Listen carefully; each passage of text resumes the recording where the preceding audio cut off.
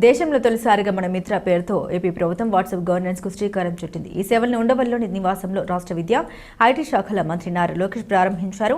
దీనికోసం అధికారిక WhatsApp number 9552300009 ను రాష్ట్ర ప్రభుత్వం కేటాయించింది. ఆ అకౌంట్ కు వెరిఫై ట్యాగ్ ఉంది. పౌర సేవలు అందించడంతో పాటు ప్రజల నుండి వినతులు స్వీకరించేందుకు, వారికి అవసరమైన సమాచారం చేరవేసేందుకు వీలుగా వాట్సాప్ గవర్నెన్స్ ప్రభుత్వం తీసుకొచ్చింది. తొలి దశలో మొత్తం 161 రకాల పౌర సేవల్ని ప్రభుత్వం అందించనుంది.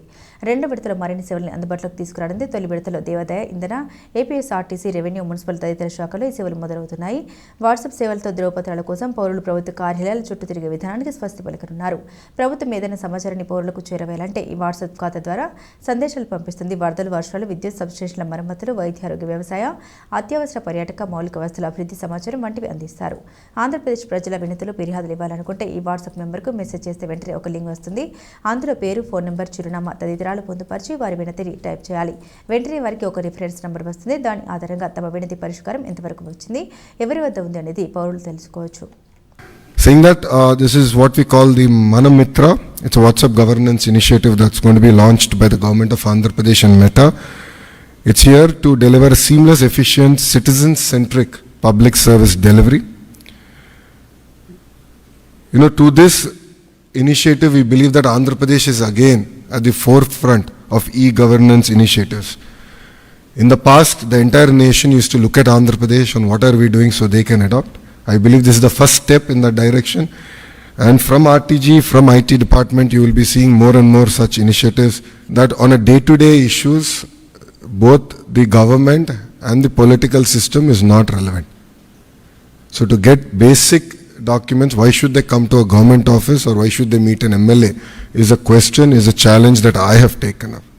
ఒక బటన్ నొక్కితే భోజనం వస్తుంది, ఒక బటన్ నొక్కితే సినిమా చూస్తున్నాం, ఒక బటన్ నొక్కితే ట్యాక్సీ వస్తుంది. కానీ ఒక బటన్ నొక్కితే ఎందుకు ప్రభుత్వం మీ దగ్గరికి రావట్లేదు, ఆ ఛాలెంజ్ నేను స్వీకరిస్తున్నానని ఆనాడు చెప్పా.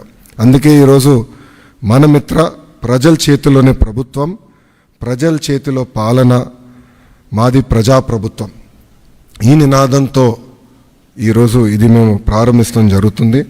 ఇది మీరు ఒక్కసారి చూస్తే 36 డిపార్ట్మెంట్లని ఇంటిగ్రేట్ చేయాలి. సో ఇది చాలా చాలా కాంప్లెక్స్ ప్రాజెక్ట్.